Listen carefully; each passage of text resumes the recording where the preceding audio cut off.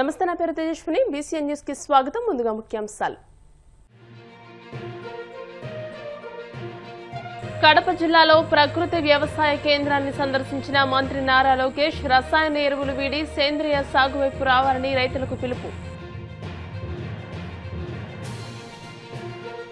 కూటమి ప్రభుత్వ హయాంలో మహిళలకు రక్షణ కరువైందన్న వైసీపీ ఎమ్మెల్సీ వరదు కళ్యాణి. శాంతి భద్రతలు కాపాడడంలో ప్రభుత్వం పూర్తిగా విఫలమైందని ధ్వజం. పట్టణాలను శుభ్రంగా తీర్చిదిద్దే లక్ష్యంతో మన కాకినాడ మన బాధ్యత పేరుతో ఆపరేషన్ క్లీన్ స్వీప్ కార్యక్రమం చేపట్టాం. జిల్లా కలెక్టర్ హరీంద్ర ప్రసాద్ వెల్లడి. మార్కాపురం పట్టణంలో నియోజకవర్గ స్థాయి పీజీఆర్ఎస్ కార్యక్రమం. ప్రజల నుంచి అర్జీలు స్వీకరించిన జిల్లా కలెక్టర్ విజయ సునీత, ఎమ్మెల్యే నారాయణరెడ్డి. రసాయన ఎరువుల వాడకంతో దెబ్బతింటున్న భూసారాన్ని కాపాడుతూ పెట్టుబడి ఖర్చు తగ్గించుకోవాలంటే రైతులు సేంద్రియ సాగు వైపు మళ్లాల్సిన అవసరం ఉందని మంత్రి నారా లోకేష్ అన్నారు. ముఖ్యమంత్రి చంద్రబాబు లక్ష్యమైన జీరో బడ్జెట్ నేచురల్ ఫార్మింగ్ విధానాన్ని క్షేత్రస్థాయిలో ప్రోత్సహించడమే ప్రభుత్వ ధ్యేయమని ఆయన స్పష్టం చేశారు. కడప జిల్లాలో తన 2 రోజుల పర్యటనలో భాగంగా జమ్మలమడుగు నియోజకవర్గంలోని ముద్దనూరు మండలం పెనికలపాడు గ్రామంలోని ప్రకృతి వ్యవసాయ క్షేత్రాన్ని ఆయన సందర్శించారు. సమీకృత సేంద్రియ సాగు పద్ధతులతో ఆదర్శంగా నిలుస్తున్న రైతు మునగాల ద్వారకానాథరెడ్డి, ఆయన కుటుంబ సభ్యులతో లోకేష్ ప్రత్యేకంగా సమావేశమయ్యారు.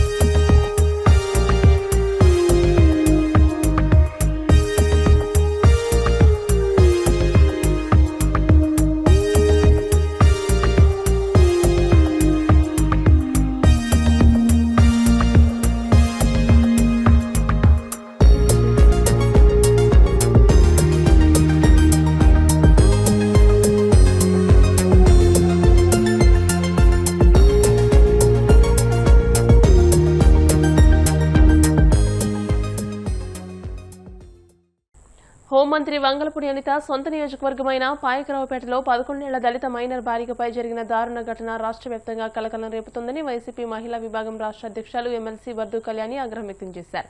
మహిళలు, చిన్నారుల భద్రత విషయంలో ప్రభుత్వం పూర్తిగా విఫలమైందని మండిపడ్డారు.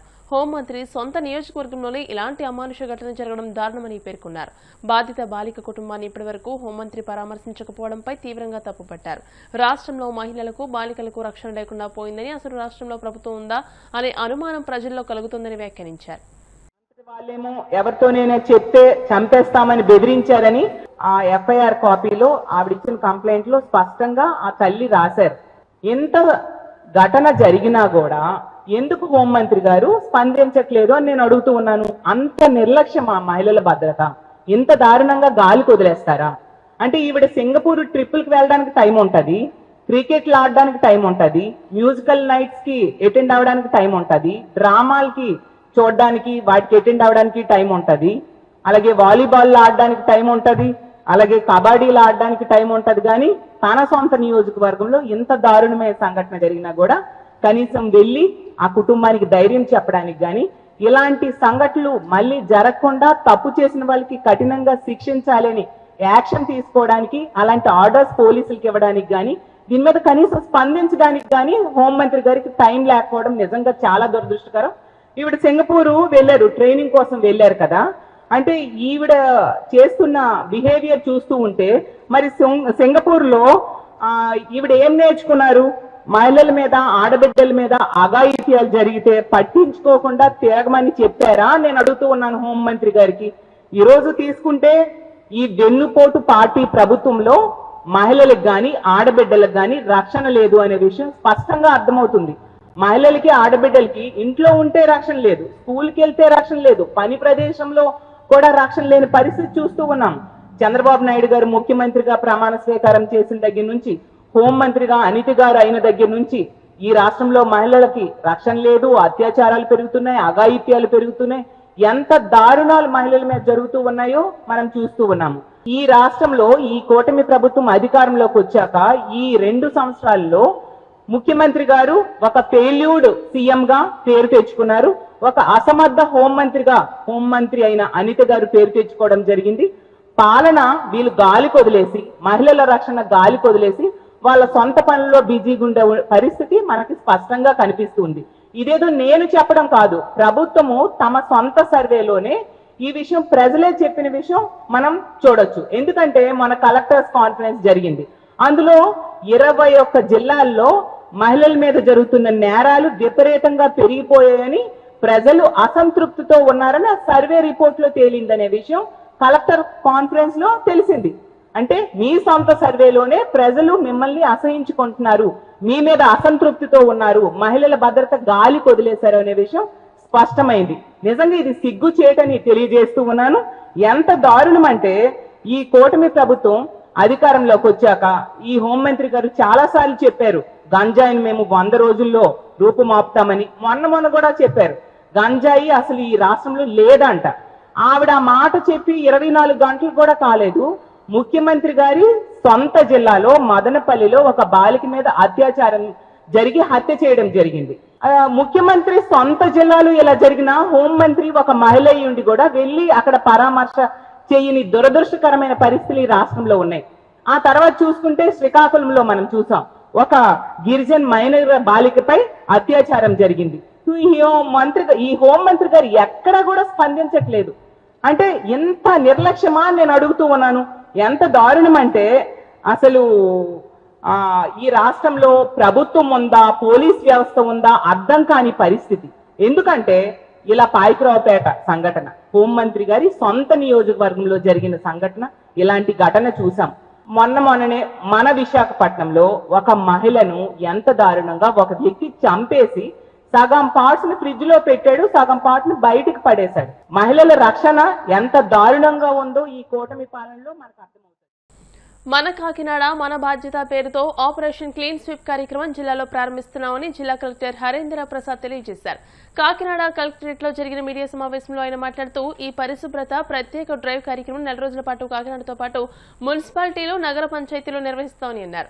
కలెక్టర్ స్థాయి నుంచి శానిటరీ వర్కర్ వరకు అందరూ దీనిలో పాల్గొంటారని అన్నారు. పట్టణాలను శుభ్రంగా తీర్చిదిద్దే లక్ష్యంతో కార్యక్రమాలు చేస్తున్నామని అన్నారు.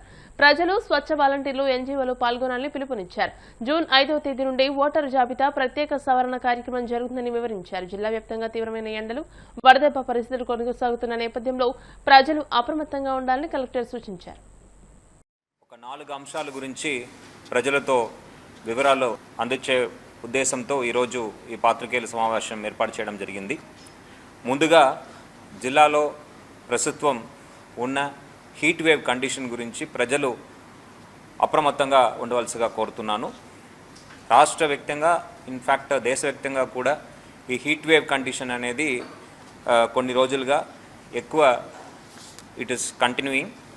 ఈ వడదెబ్బ వల్ల మనకి చాలా ప్రమాదకరమైన ఒక వాతావరణం బయట ఉంది. సో కాబట్టి ప్రజలు ఎవరు ఎక్కువ ఎండ ఉన్న సమయంలో, మెయిన్గా 11 గంటలకు ముందు పొద్దున, అదేవిధంగా సాయంత్రం 4 గంటలకు ముందు వాళ్ళు బయట తిరగవద్దని ఈ సందర్భంగా మీ అందరినీ కోరుతున్నాను. ఈ హీట్ వేవ్ కండిషన్లో ఎక్కువ మంది బయట తిరగడం వల్ల డీహైడ్రేషన్ కారణం చేత గతంలో కొన్ని మరణాలు కూడా జరిగినాయి. కాబట్టి ఇక్కడ ఓల్డ్ పీపుల్ ఎవరైనా ఉంటే, అదేవిధంగా చిన్నపిల్లలు, గర్భిణీ స్త్రీలు ఎవరు కూడా 11 గంటల నుంచి 4 గంటల మధ్యలో రాబోయే 4-5 రోజులు మీరు దయచేసి వెళ్ళకూడదని, బయట వెళ్ళవద్దని ఈ సందర్భంగా మీ అందరినీ కోరుతున్నాను. ఏదైనా సమస్య ఉంటే, మీకు బయట వెళ్ళినప్పుడు ఆరోగ్యపరంగా ఏదైనా సమస్య ఉంటే దగ్గర ఉన్న విలేజ్ హెల్త్ క్లినిక్లో కానీ, ప్రాథమిక ఆరోగ్య కేంద్రాలు పిహెచ్సిలో కానీ దానికి కావాల్సిన ఫస్ట్ ఎయిడ్ అన్నీ కూడా మనం ఏర్పాటు చేయడం జరిగింది. ఓఆర్ఎస్ పాకెట్స్, మెడిసిన్స్ అన్నీ కూడా ఏర్పాటు చేయడం జరిగింది. దయచేసి దగ్గర ఉన్న హాస్పిటల్ డాక్టర్ని సంప్రదించవలసిగా ఈ సందర్భంగా మిమ్మల్ని అందరినీ కూడా కోరుతున్నాను. అదేవిధంగా ఎన్ఆర్ఈజిఎస్లో పనిచేస్తున్న వర్కర్స్, వేజ్ సీకర్స్ ఎవరైతే ఉన్నారో వాళ్ళ అందరినీ కూడా పొద్దునే పనికి వెళ్ళి ముందుగానే వాళ్ళు పని అన్నీ కూడా కంప్లీట్ చేసుకొని ఇంటికి వెళ్ళే విధంగా అందరూ ఫీల్డ్ అసిస్టెంట్స్కి, ఎన్ఆర్ఈజిఎస్ టెక్నికల్ అసిస్టెంట్స్కి ఆదేశాలు జారీ చేయడం జరిగింది. దయచేసి మీరు కూడా అప్రమత్తంగా ఉండవలసిందిగా ఈ సందర్భంగా కోరుతున్నాను. పంట పొలాల్లో వరి కోతలు ఇప్పుడు చివరిదాకా వచ్చినది. స్టిల్ కొన్ని చోట్ల ఇంకా హార్వెస్టింగ్ జరుగుతుంది. సో అక్కడ అగ్రికల్చర్ లేబరర్స్ అందరూ కూడా 10 గంటల తర్వాత బయట వెళ్ళొద్దని మీ సందర్భంగా కోరుతున్నాను. ఎక్కువ ఈ ఎండ ఉండడం వల్ల మీ ఆరోగ్యానికి సమస్య వచ్చే అవకాశం ఉంది. కాబట్టి దయచేసి ప్రతి ఒక్కరు కూడా ఈ ముందు జాగ్రత్తలు తీసుకోవాల్సిగా కోరుతున్నాను. ఎక్కువ నీళ్ళు తాగాలి. అదేవిధంగా షేడ్ ఉన్న చోట్ల వెయిట్ చేయాలి. దానికి అనుకూలంగా మనం చలివేంద్రాలు కూడా నగరాల్లో ఏర్పాటు చేయడం జరిగింది. దీంతోపాటు బస్ స్టాండ్ దగ్గర, బస్ షెల్టర్స్ దగ్గర షేడ్ కూడా మనం కాకినాడ నగరంలో ఏర్పాటు చేయడం జరిగింది. ఇవన్నీ కూడా ప్రజలు వినియోగించవలసిందిగా ఈ సందర్భంగా కోరుతున్నాను. రెండో అంశం మీతో పాటు నేను మాట్లాడాలని అనుకునేది, జిల్లా వ్యాప్తంగా ఏదైనా ఎమర్జెన్సీ ఉంటే అవి ధాన్యం కొనుగోలు కావచ్చు, కొనుగోలులో ఏర్పడే సమస్యలు కావచ్చు, మంచినీళ్ళ సమస్యలు కావచ్చు, లేకపోతే ఒక అగ్ని ప్రమాదం లాంటి సమస్య కావచ్చు, లేకపోతే ఒక వైద్య అవసరాల సమయంలో సరైన వైద్యం అందించకపోవడం, అదేవిధంగా ఏదైనా ఎమర్జెన్సీ ఉంటే వెంటనే స్పందించడానికి మనము ఒక emergency response centre, call centre ఒకటి మనము జిల్లా స్థాయిలో కలెక్టరేట్లో ఏర్పాటు చేయడం జరిగింది. 9849903879 9849903879. మళ్ళీ రిపీట్ చేస్తాను, 9849393879. ఈ నంబరు మీరు కాల్ చేస్తే, ఈ ఫోన్ నంబర్కి మీరు కాల్ చేస్తే 24 గంటలు మిమ్మల్ని మీకు స్పందన ఇచ్చి, మీకు సరైన సమాధానం ఇచ్చి వెంటనే ఆ చర్యలు తీసుకోవడానికి సిబ్బంది మనం ఏర్పాటు చేయడం జరిగింది. ఇప్పుడు కాసేపు ప్రకటనలు.